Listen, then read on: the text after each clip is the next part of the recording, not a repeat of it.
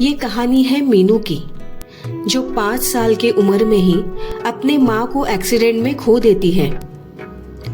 मीनू अपने पिता के साथ रहने लगती है, पर महेश उसके पिता मीनू का अकेले ध्यान नहीं रख पा रहा था। इसलिए सबके कहने पर महेश दूसरी शादी कर लेता है, ताकि महेश अपना काम ठीक से कर पाए और उसकी दूसरी पत्नी घर और मीनू की देखभाल अच्छे से करे।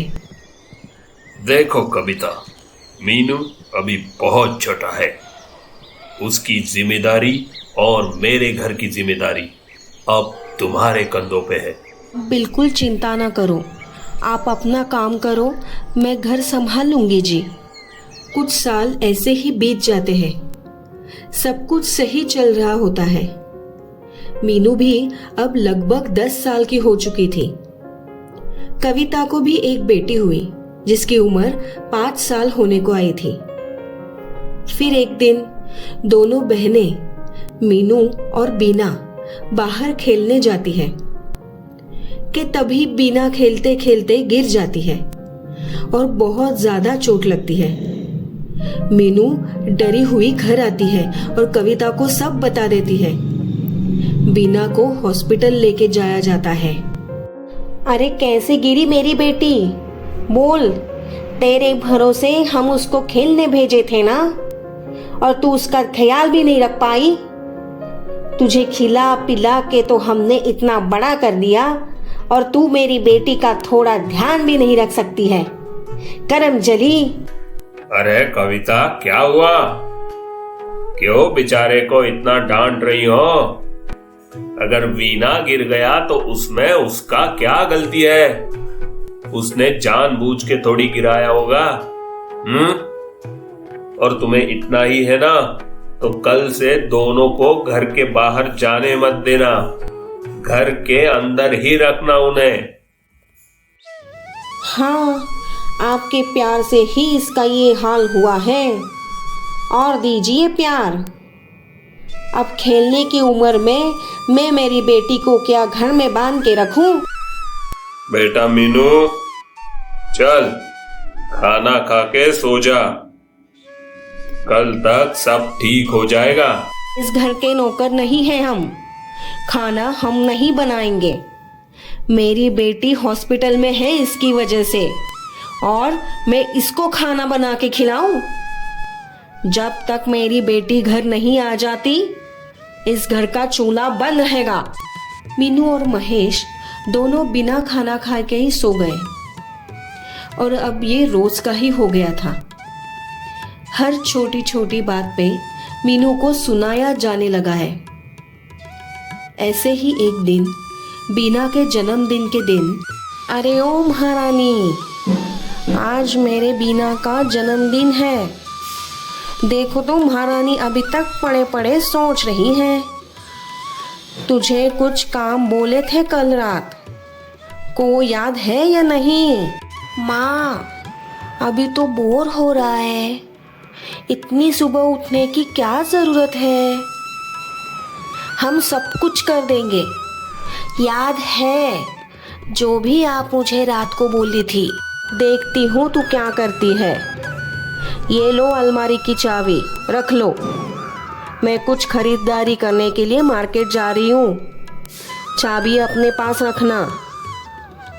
बीना का जन्मदिन का ड्रेस भी उसी अलमारी में रखे हैं।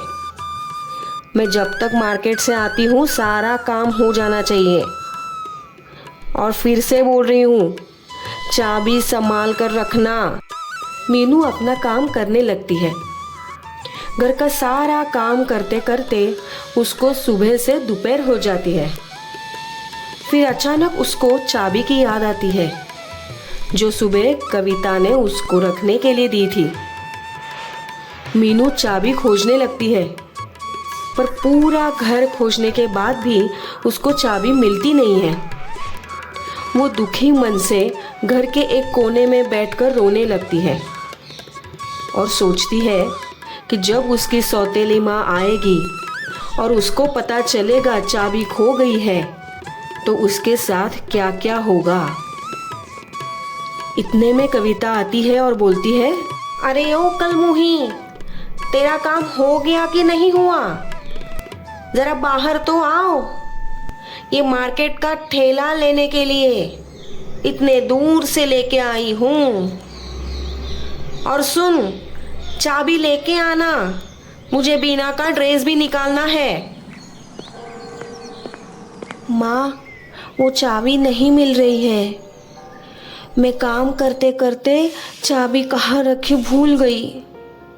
पूरा घर खोज लिया पर चाबी कहीं नहीं मिली मुझे। अरे कलमुही, चाबी घुमा दी तूने।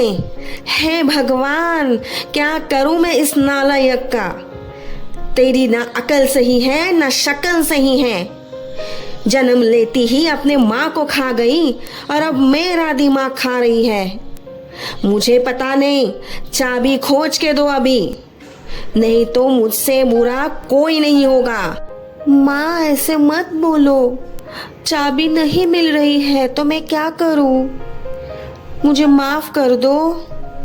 कविता गुस्से में मीनू को बहुत खरी खोटी सुनाती है और उसको घर से बाहर निकाल देती है। मीनू रोते रोते हुए जंगल के तरफ चली जाती है। शाम के समय जंगल में पहुंचती है तो एक जगह बैठ के रोने लगती है।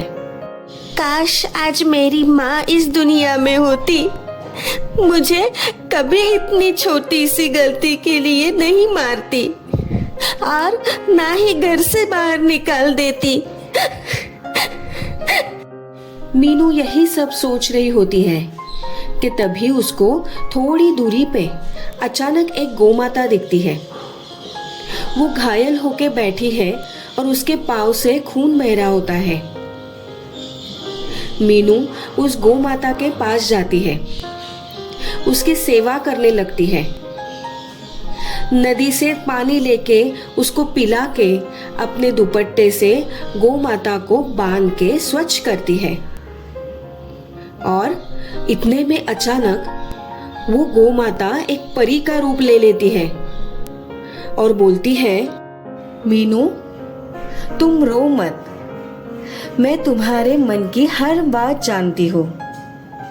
तुमने चाबी खोई है, इसलिए तुम्हारे सौतेली माँ ने घर से निकाल दिया है और तुम यहाँ दुखी होके बैठी हो। पर आप हो कौन और मेरे बारे में इतना सब कुछ कैसे जानती हो? और आप जो भी बोले वो सब सच है। मैं परिलोक की रानी हूँ। मैं जानबूझ के गौ माता का रूप लेके आई थी। मीनू, तुम बहुत दयालु हो, ऐसे ही सबकी मदद करते रहना और मैं तुमसे बहुत प्रसन्न हूँ। तुम जो चाबी खोज रही हो उसकी चिंता मत करना। मैं तुम्हें एक जादुई चाबी देती हूँ। तुम जब जो चीज की जरूरत हो वो मांग सकती हो। और एक बात याद रहे, इस जादुई चाबी से किसी का कभी भी बुरा मत करना, सबकी भलाई करना और सबकी मदद करना, नहीं तो ये चाबी वापस मेरे पास आ जाएगी। परी ने मीनू को वो जादुई चाबी दी और वहां से चली गई। मीनू खुशी खुशी अपने घर आती है। अब मीनू को कोई भी परेशानी होती है तो वो जादुई चाबी उसकी मदद करती है और मीनू उस चाबी से हर जरूरतमंद की मदद करने लगती है और खुशी से अपना जीवन व्यतीत करती है।